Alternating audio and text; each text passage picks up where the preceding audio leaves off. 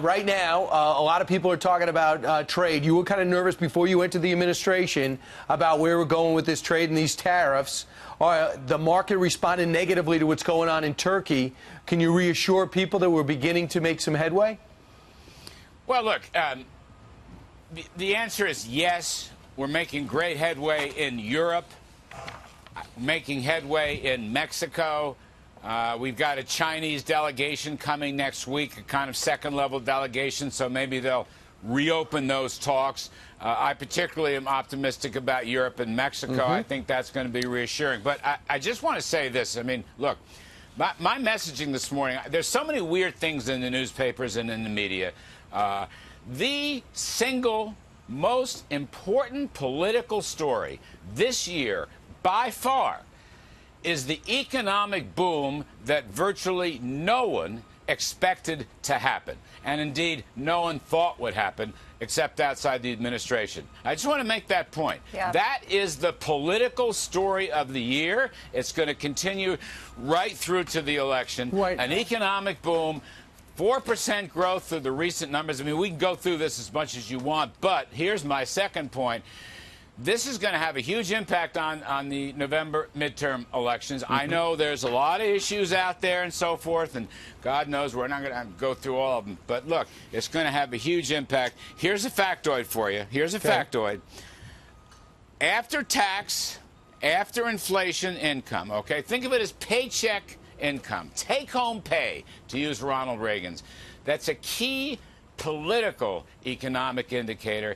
It has moved up from 1% only when POTUS took office to over 3% recently. Any political scientist will tell you that's the one to watch before election.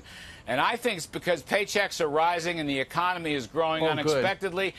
GOP is going to keep the House. They're going to keep the Congress. That's my take. Larry, I don't know if you read the New York Times, though. I read that the reason things are booming is because of a combination between Donald Trump and the great situation Barack Obama left the government with. I love this story. I just love this story because all my friends who worked in the Obama administration, and I have a bunch of them, told us repeatedly we could never grow faster than 2%, ever. That was their mantra, okay? Now we are growing at 4%, and they're saying Obama should take credit. In other words, we couldn't grow at 2, but we just doubled that to 4, so we're going to give credit to our man. No way. Give Donald Trump some credit for lowering tax rates, rolling back regulations, trade reform, and let me add one, you know, the numbers keep rolling in. That's what's so great here. The consumer confidence numbers record high and rising, small business confidence numbers record high and rising, large business confidence record high and rising. We're going to see a big number in the third quarter. The Atlanta Fed is already predicting over 4%. That would make back-to-back 4%. All I'm saying is you can't say on the one hand, and these are pals of mine that used to come on my TV show and whatnot, you can't tell me on the one hand they'll never be better than 2. And then if we double that to 4, we take credit for that, even though we told you it couldn't happen. It did happen. It's the story of the year, and it's going to be a big election impactor. Right. Yeah, we'll see what happens. President Obama did blame President Bush for at least 3 years, maybe 6. All right, Larry, another big story out there today, a headline. The crowd was shocked when Andrew Cuomo, the governor of New York, stepped up to the microphone. He was signing this bill, and the crowd was shocked when he was rebuking the president's slogan, "Make America Great Again," when he said this. Listen. We're not going to make America great again. It was never that great. It was never that great. America was never that great. What's your reaction? You know, I still don't know why Andrew would say that. You know, even his own crowd starts booing him. I have no idea. I think he's just gone off the tracks on this. Can I make an insert? I don't like to really do partisan stuff. I knew Andrew Cuomo's father, Mario Cuomo. I knew him very, very well. He was a longtime liberal Democrat governor. Mario Cuomo was a class act. He served in the military. He actually cut taxes at one point to help New York State. No matter what your disagreements with Mario Cuomo, you always got along with him. And Mario Cuomo loved America, right? Fought for it, okay? Right. Loved America. He was living Why the in American world, dream. Why Andrew would make a horrible statement like that is beyond belief to me. I just don't get it. Yeah, it's similar, and I know you don't like to do partisan stuff, but it's worth bringing up. Cory Booker says something savagely wrong in the state of America.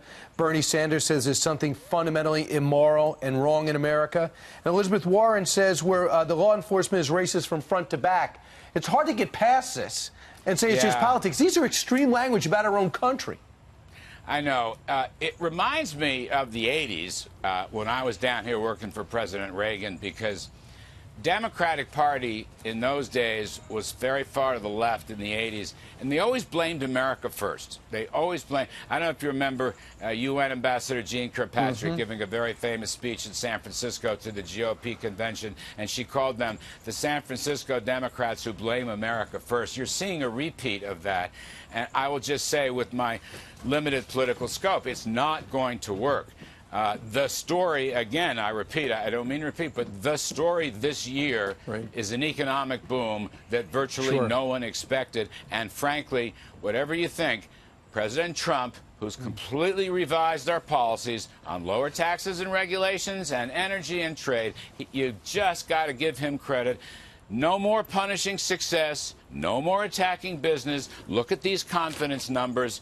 There's new management in town. I think it's working. I really do. Right. Hey, Larry, quick exit question. I've heard that we're pretty close to a deal with Mexico to right-size NAFTA. How close are we? You've got 20 seconds. Ambassador Bob Lighthizer said we're getting there. We're getting there. And so I'm very optimistic about this. I think it would be a huge win for both countries, and I think we're going to have a lot of progress on Europe as well. All right.